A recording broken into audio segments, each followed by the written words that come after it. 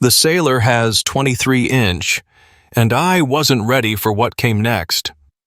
The Navy is a world of discipline, duty, and unwavering loyalty.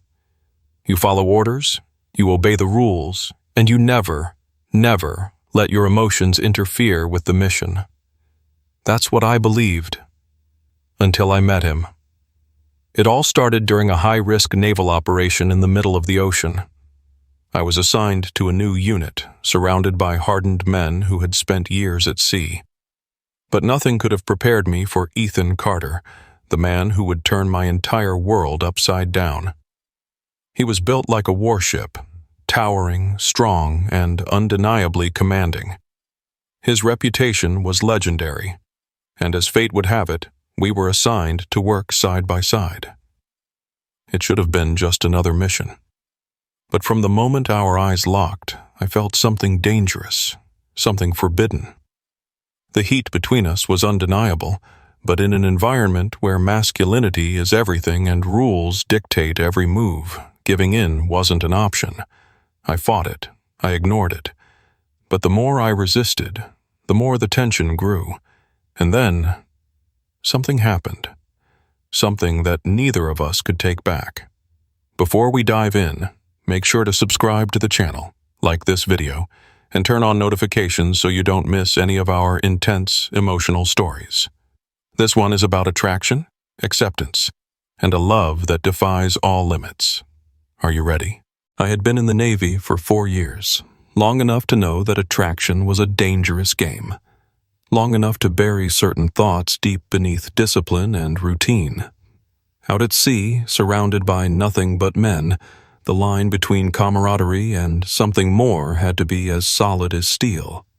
And then he walked in. It was the first day of our deployment.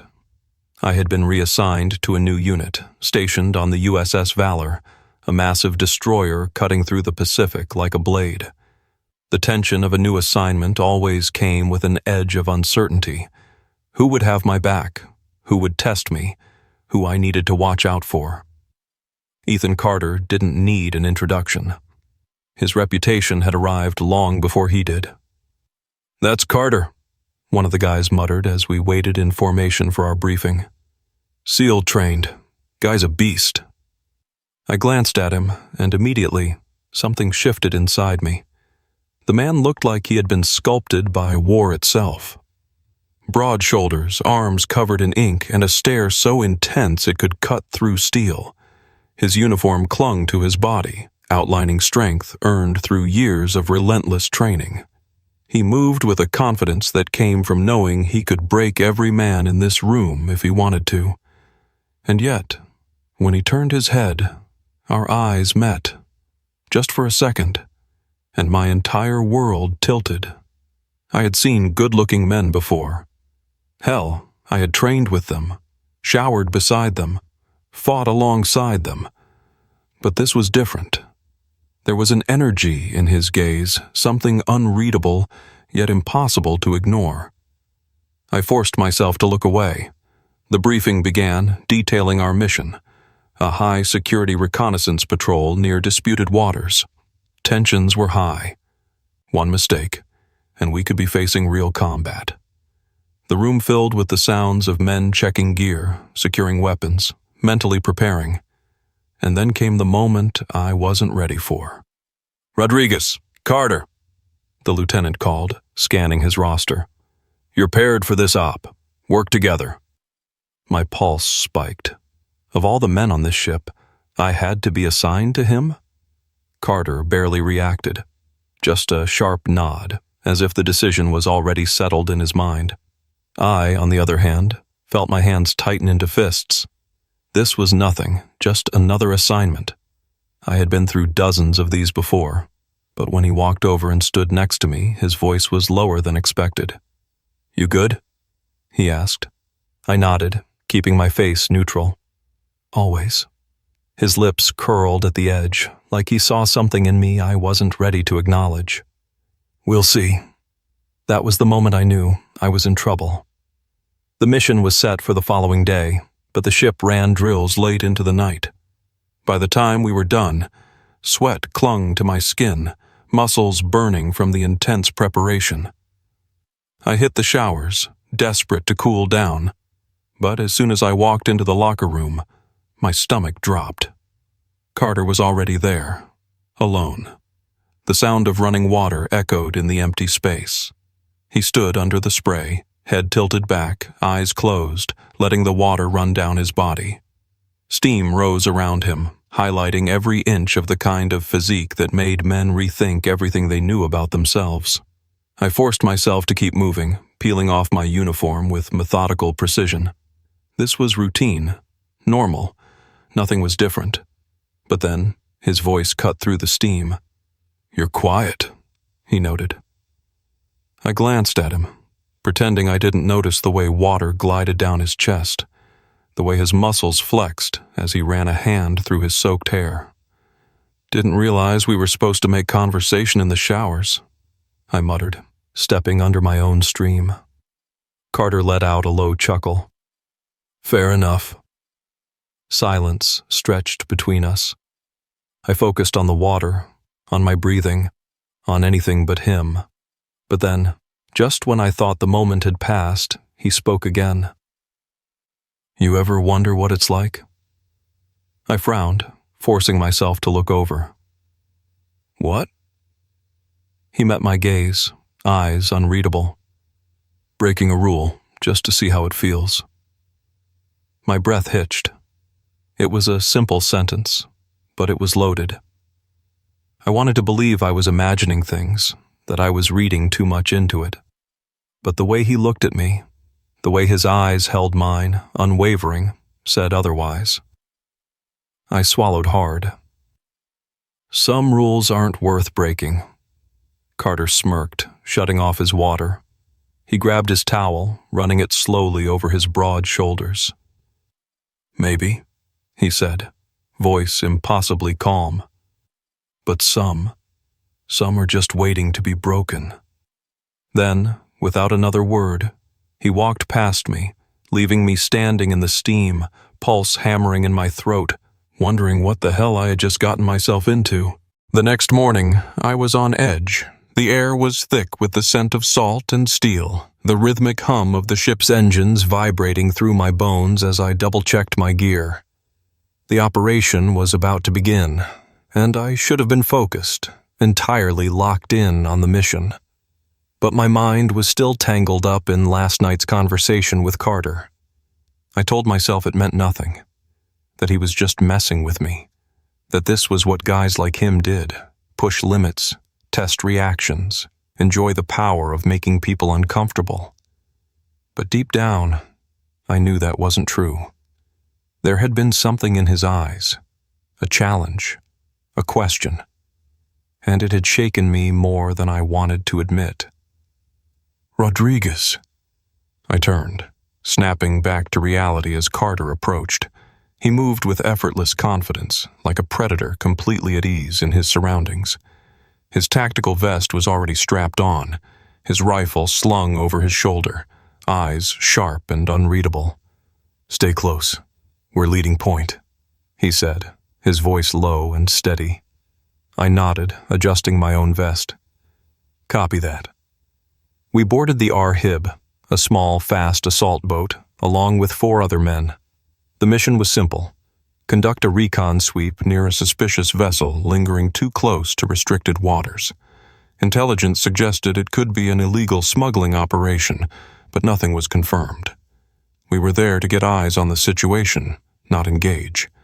The sea was rough, waves crashing hard against the boat as we sped toward the target. Carter sat across from me, his fingers resting lightly against his weapon, completely at ease with the chaos around us. I, on the other hand, couldn't shake the tension crawling under my skin.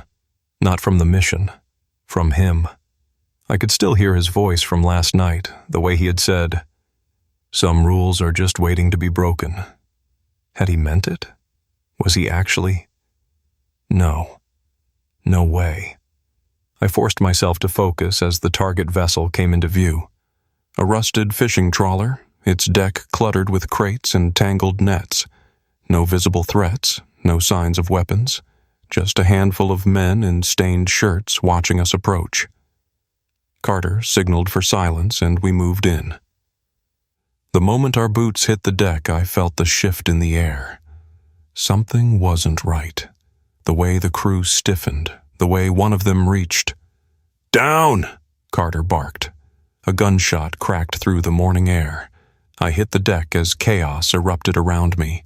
The team returned fire, shouts filling the air as the smugglers scrambled for cover. My pulse pounded as I rolled behind a crate, gripping my weapon. Carter was already moving, a force of nature, taking down one of the gunmen with brutal efficiency. I covered his six, taking aim at another threat, but then a sharp pain exploded across my ribs. I barely registered the impact before I was falling, my body hitting the deck hard. My vision blurred, the world tilting as the breath was knocked out of me. "Rodriguez!" The voice cut through the chaos, and suddenly, hands were on me, strong hands pulling me up. Carter's face hovered over mine, his eyes burning with something fierce, primal. "You with me?" he demanded. I coughed, nodding. Yeah, I'm good." His grip on me lingered for a second longer than necessary before he hauled me back to my feet. The fight was already over. The smugglers had surrendered, the deck littered with dropped weapons, but I wasn't focused on any of that. I was focused on the way Carter's hand still pressed against my side, the heat of his touch searing through the layers of gear. "Don't scare me like that, rookie," he muttered, his voice rougher than usual. I froze. Rookie. That was the first time he had ever called me that, and the way he said it, low, intimate, almost protective, made my head spin. I looked up at him, trying to read his expression, but he had already let go, turning away before I could process what had just happened. The mission was over. The adrenaline was fading. But something else had taken its place, something just as dangerous. And as we headed back to the ship, I realized one thing. I wasn't just attracted to Ethan Carter. I was falling for him. And that terrified me more than any bullet ever could. The mission had ended, but my mind was still trapped in that moment. The weight of Carter's hands on me, the urgency in his voice, the way he had pulled me back from the edge as if it meant something. As if I meant something. Back on the USS Valor, the debrief was short. We had secured the vessel, detained the smugglers, and suffered 0 casualties. My ribs were bruised, but nothing was broken. Yet, despite the success of the op, I felt anything but settled. Carter had been watching me. Not openly, not obviously, but I felt it. The weight of his stare across the room. The way his eyes flickered toward me whenever I shifted in my seat. The way his jaw tightened when I winced, moving too fast. I told myself it was just brotherhood, just the Navy way. You protect your own. But something inside me knew better. Knew that Carter's concern was different, and that scared the hell out of me. After the debrief, I retreated to the barracks, desperate for a moment to clear my head. The ship rocked gently beneath my feet, the hum of the engines a constant rhythm in the background. I sat on my bunk, unlacing my boots, when I heard the door open. I didn't have to look up to know who it was. Carter. His presence was impossible to ignore. I kept my focus on my boots, trying to steady my breathing as he walked in. He didn't say anything at first, just stood there as if debating something. Then, finally, "You good?" I forced a chuckle, keeping my tone light. "Took a hit, but I've had worse." He didn't move, didn't respond right away, just watched me. Then, softly, almost too low to hear, "Don't do that." I frowned, finally looking up. "Do what?" His jaw clenched, his hands resting on his hips. "Brush it off. You went down today. Could have been worse." I swallowed hard, caught off guard by the intensity in his voice. Since when did Carter care this much? "I'm fine," I said, quieter this time. Carter exhaled, running a hand through his hair, and for the first time, I saw it. frustration. Not the kind born from anger, but from something deeper. Something that had been brewing between us since the moment we met. He stepped closer. The small barracks felt even smaller with him standing right in front of me. "You ever wonder what it would be like?" he asked suddenly. I stared at him, my pulse hammering. "What?" His eyes locked onto mine. "Not following the rules." I forgot how to breathe. Everything about this moment was dangerous. The way his voice had dropped, the way his stance had shifted, closer but not touching, watching, waiting. The Navy drilled discipline into us. No hesitation, no weakness, no questioning the chain of command. But right now, none of that mattered, because Ethan Carter wasn't just another soldier. He was a storm, and I was daring myself to step into it. I wet my lips, my voice coming out rough. "You think about breaking the rules a lot?" A ghost of a smirk tugged at his lips, but his eyes stayed serious. "More than I should." My heart pounded so hard I swore he could hear it. He reached out, just a fraction of an inch, his fingers hovering over the hem of my shirt, so close I could feel the heat radiating from him. And then, as if the universe itself was testing us, the door swung open. We both jerked back. "Carter, Rodriguez!" a voice barked. "CO wants you both on deck, now!" Carter was the first to move, stepping back, his face unreadable again. Just like that, the moment was gone. But as he turned to leave, his voice barely a whisper, he said one last thing. "This isn't over." And I knew, deep in my bones, he was right. The tension between us was suffocating. Carter's words, "This isn't over," echoed in my head as we made our way to the upper deck. The cool night air hit my face, but it did nothing to settle the fire still burning inside me. I had spent years training myself to bury these feelings, to lock them away where no one could find them. But Carter, he was making that impossible. The commanding officer was waiting for us near the bridge, a new assignment, another mission. The details barely registered in my mind because all I could think about was Carter. The way he had looked at me, the way he had stepped so damn close, the way he had tested me. We were dismissed, but I wasn't ready to go back to the barracks. Not with him there, not with the risk of another moment like the one we had just escaped. I took a detour to the lower deck, leaning against the railing, staring out at the endless black sea. The waves crashed against the hull, steady, rhythmic, grounding, but then footsteps. His footsteps. "I knew you'd be out here," Carter said, his voice quieter than usual. I didn't turn around. "You follow me now?" "Maybe," I exhaled, shaking my head. "This is a bad idea." "What is?" he asked, moving closer. "This." I gestured vaguely between us, not daring to look at him. "Whatever you think you're doing."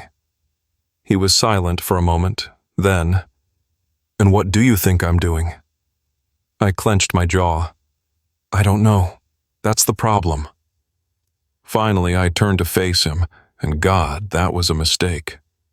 The moon cast sharp shadows across his face, his strong jawline, the hint of something unreadable in his eyes. He looked at me the same way he did in combat, focused, determined, like he knew exactly what he wanted. I swallowed hard. "You're playing with fire." Carter took another step, and suddenly, there was barely any space between us. "What if I want to burn?" My breath caught. This couldn't happen. Not here. Not now. And yet, I wasn't stopping him. The air between us was thick, charged, dangerous. He was waiting, watching, pushing me to make a move I wasn't sure I had the courage to make. For a brief, reckless moment, I almost did. Then, from somewhere above, a voice called out. A warning, a reminder that we weren't alone. Carter took a slow step back, but not before murmuring, "Think about it." And with that, he was gone. But I couldn't stop thinking. And that was the real problem. The following days were torture. Carter didn't push, didn't press, but his presence was everywhere. In training drills, in the mess hall, in the shared spaces where I could feel him watching me. And worst of all, he didn't have to say a damn thing, because the tension between us had already crossed the line. I could pretend all I wanted, but I knew the truth. He knew it too, and it all came crashing down one night in the worst possible place. We were in the equipment storage room, restocking supplies after a late shift. The others had already left. It was just the two of us, the air thick with silence, the only sound the occasional clink of metal as I moved crates to the shelf. Carter stood behind me. Close. Too close. I didn't turn around. "You should go." "I don't want to." His voice was low, steady, dangerous. I clenched my fists. "This isn't—" He grabbed my wrist, gently, just enough for me to feel the weight of the choice before us. I froze. Everything I had been holding back, everything I had buried, threatened to snap free all at once. Then he leaned in, his breath warm against my neck. "Say you don't want this," he whispered. I couldn't, and in that moment, we both knew there was no turning back.